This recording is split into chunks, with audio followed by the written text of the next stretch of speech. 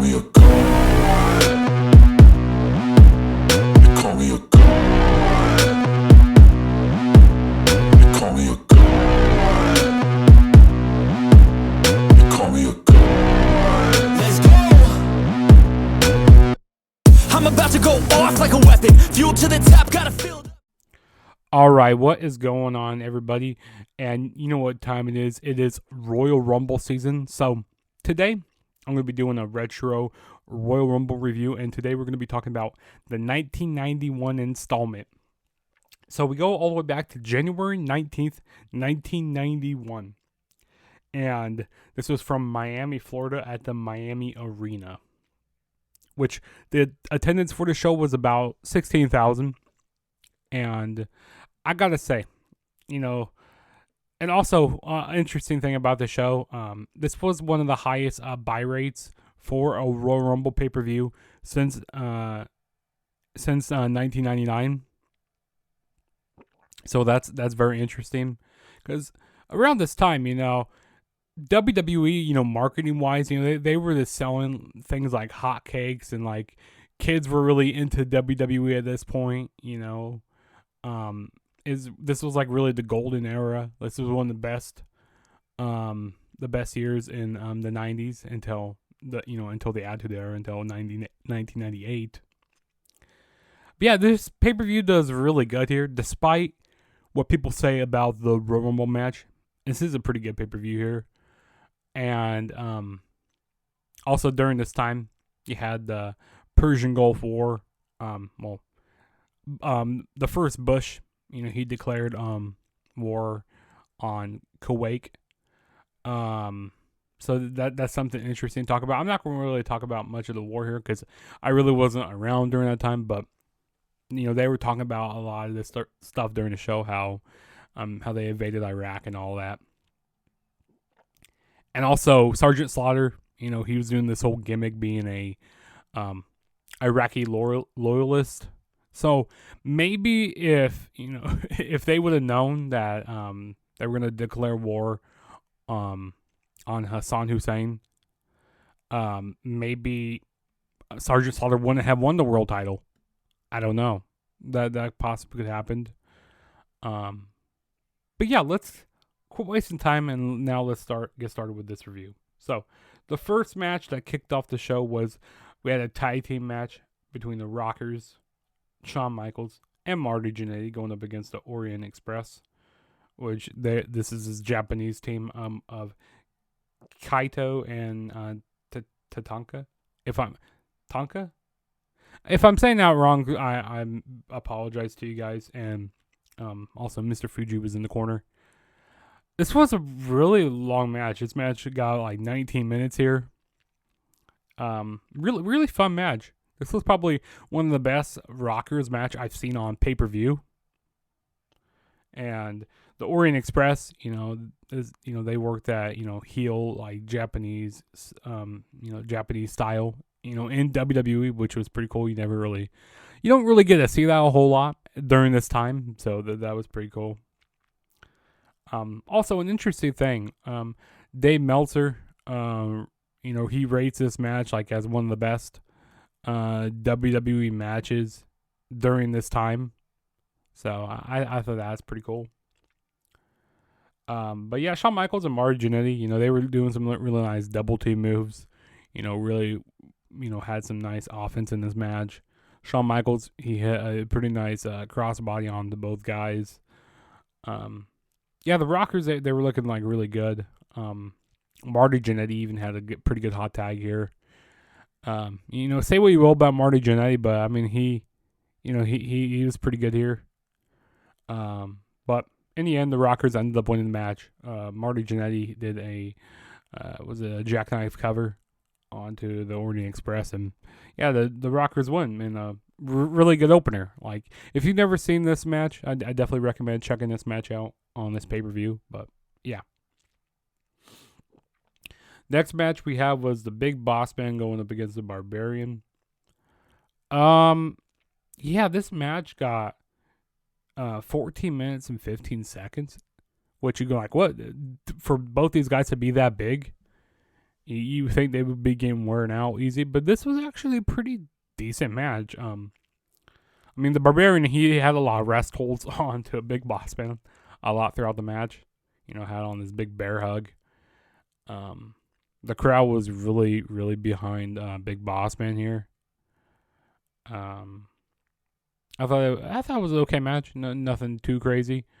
Big Boss Man countered into a counter cross body, and he rolled through it and ended up pinning the Barbarian. So yeah, okay match. Nothing crazy. It was actually pretty enjoyable. I thought this match was just gonna be a piss break match, but no, this was a fun match. All right, and then the next thing we had on here. So before this match here, we had this whole segment with Sherry, Scary Sherry, as I like to call her. Yeah, that's what they like to call her during this time with Mach. Yeah, so they had Sherry come out, basically cutting a promo, basically begging the Ultimate Warrior for a world title. Yeah, basically begging Ultimate Warrior for a world title match. And I gotta tell you, this was like one of the most sexual things, like probably around this time that a lot of these kids seen on TV. Like Sherry, she was just like rubbing all over Ultimate Warrior, like basically getting on her knees, and the crowd popped for that because seeing Sherry, she'll do anything, and basically she was asking if Ultimate Warrior will give Macho Man a title match. And it was weird. The Ultimate Warrior, he started like shaking, like I'll kind of say hulking up, but he was just doing this weird jittery thing. And he said no. So he said no, which I thought was very interesting. But yeah, so we had that segment. If you've never seen that segment, definitely on this pay-per-view, check it out. It's not the greatest, but it's something to see. It's interesting. But yeah, the next match we had on here was the WWF Championship match. We had the Ultimate Warrior defending the title against Sergeant Slaughter, and General Adnad was in the corner of Sergeant Slaughter. Yeah, this match is very overbooked, I gotta say here. But, I mean, it was enjoyable. I mean, Ultimate Warrior, he doesn't have great matches a lot with people, but, I mean, it was enjoyable for the most part. Sherry, she came down a lot, trying to, she tried tripping the Ultimate Warrior, tried to distract him a lot.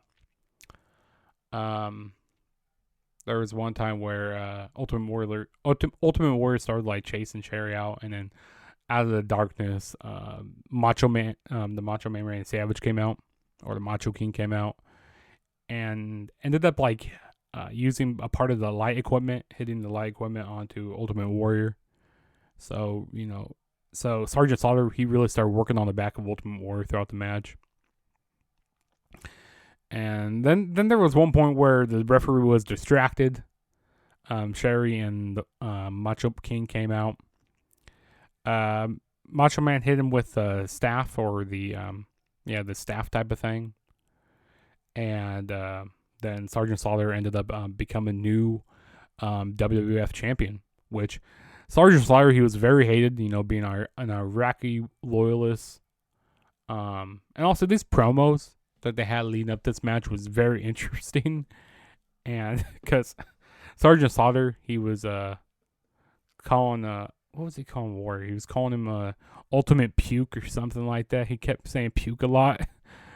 I thought that was interesting. And the way Warrior says Sergeant Slaughter is very funny too.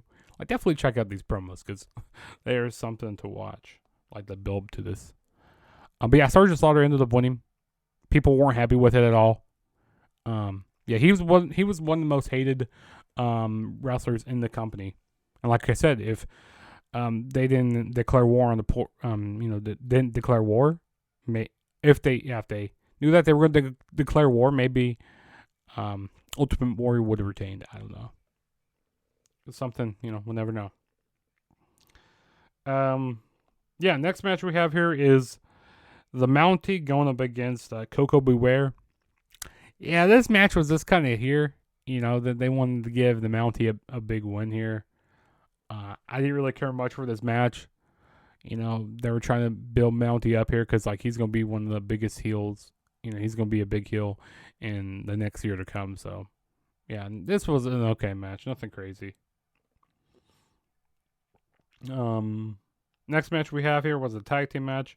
Ted DiBiase and Virgil going up against Dusty Rhodes and Dustin Rhodes. So, this was one of the last times that we would see Dustin Rhodes, because he was getting ready to go back to WCW, as Goldust and all that. Yeah, this was a pretty interesting match. I never really seen Dusty and Dustin Rhodes tag team before that much. Well, actually, as I have, later on in WWE. But, yeah, this was kind of Dusty Rhodes' last hoorah in WWE. They ended up losing here. Teddy DiBiase ended up doing a roll up onto Dusty Rhodes, and it's very interesting. Virgil, he accidentally ended up hitting Teddy DiBiase and throughout the match. I mean, they still won the match, but he ended up hitting Teddy DiBiase, and then Teddy DiBiase, he just kind of started bitch slapping Virgil, and after the match, Teddy DiBiase was basically talking trash to Virgil, saying, "Hey, you come in here and you put the title around, you put the $1 million championship around my waist." So you think, when there's a split coming, you would think that the face team will win, but no, the face team didn't win here. But yeah, so Virgil, he got in the ring. So when the $1 Million Man wasn't looking, Virgil, he clocked Ted DiBiase with the championship and did a pretty nice face turn. People cheered it. People were happy for it. They popped hard when Virgil turned on Ted DiBiase. So, yeah. So I thought that was one of the best face turns I actually seen. Yeah, so that was pretty good there. Yeah. So now we go into the main event match, which was the Royal Rumble match. So Hulk Hogan, he wins his second consecutive Royal Rumble. So he wins back-to-back Rumbles in 2 years. Yeah, I'm not going to sugarcoat this. Yeah, this wasn't the greatest Royal Rumble here. But I guess we could talk about the highlights. Bret Hart, he came out at number 1. He lasted 20 minutes in this match, so I thought that was pretty good. So they actually had some, faith in, Bret Hart, saying, oh, he's a really good, in-ring general. He can really do a lot of stuff. So yeah, he lasted 20 minutes in the match. Greg the Hammer Valentine, he had a pretty long lasting in the match. He was number 3 in the match. He came out number 3 and he lasted 40 minutes. 44 minutes, actually.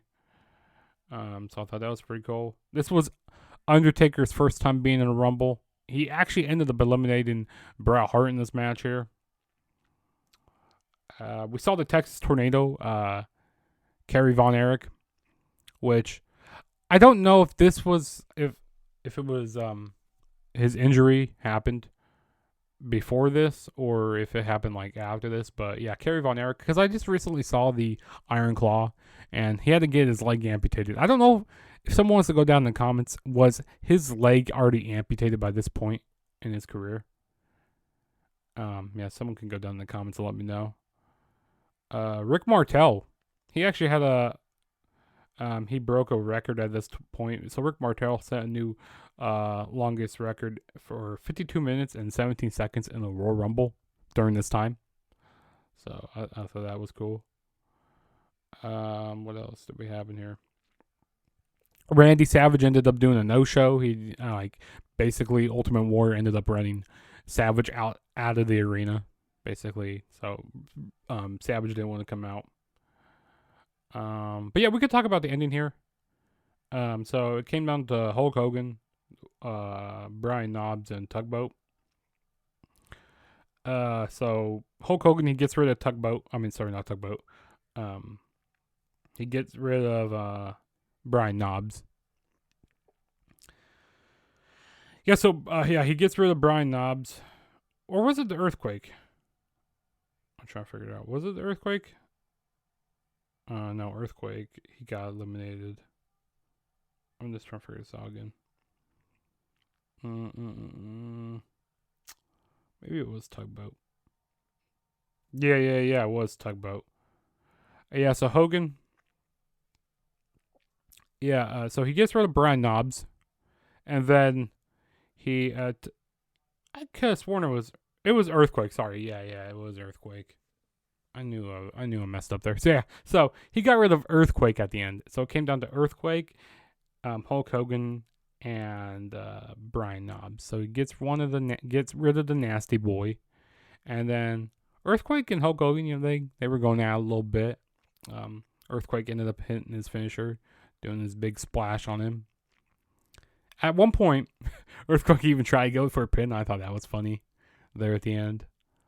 And then Hogan, he was acting like he was gonna do a body slam to Earthquake, but really wasn't able to do that to Earthquake. Hogan ended up hulking up, ended up winning the match, throwing Earthquake over, basically putting all that to bed.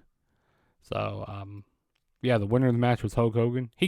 Hogan ended up coming out at number 24 in the match. Ended up lasting 21 minutes. So I thought that was pretty cool. But yeah, this was not one of the best Royal Rumble matches. This doesn't hold up to the following year's Royal Rumble, which I will be reviewing that Royal Rumble. Speaking of Rumble 92, I will be reviewing that on my next episode. But yeah, that was Royal Rumble 1991. Overall, I thought it was a pretty enjoyable show for the most part. I mean, you had some pretty big names in this Rumble. Hogan was in here. You had you didn't have Savage, but you had Undertaker in his first Rumble match. You have Bret Hart. So Hogan really made the Rumble, made it legit and stuff. So you really have to thank Hogan here. And you weren't really, at this point, you weren't really guaranteed a world title match, but, they really, it wrote itself, that Hogan was going to go for the world title at WrestleMania. And it was supposed to be at the LA Coliseum, but they ended up moving to the LA Arena inside because, they were scared of, what was going to happen with the war. So, all that stuff. But yeah, overall, enjoyable show. Definitely check it out if you haven't already. You can watch a Rumble match. You can watch the opener. The opener is fun. Yeah, I definitely recommend checking out 91. But yeah, that was my review for Royal Rumble 1991. If this is your first time ever checking out my channel, hit that subscribe button. That really helped me out a whole lot. Also, go follow me on X and Instagram at TheTrueJSB. Hit that like button. That will really help out videos in the algorithm. Go down in the comments. Let me know what you guys want to see on my channel. If you guys have any Royal Rumbles you want to see me review, definitely check that out. Or definitely tell me in the comments. Turn on my notification bell to be notified every time I make a new video. And I will see you guys in my next video. So see you guys later.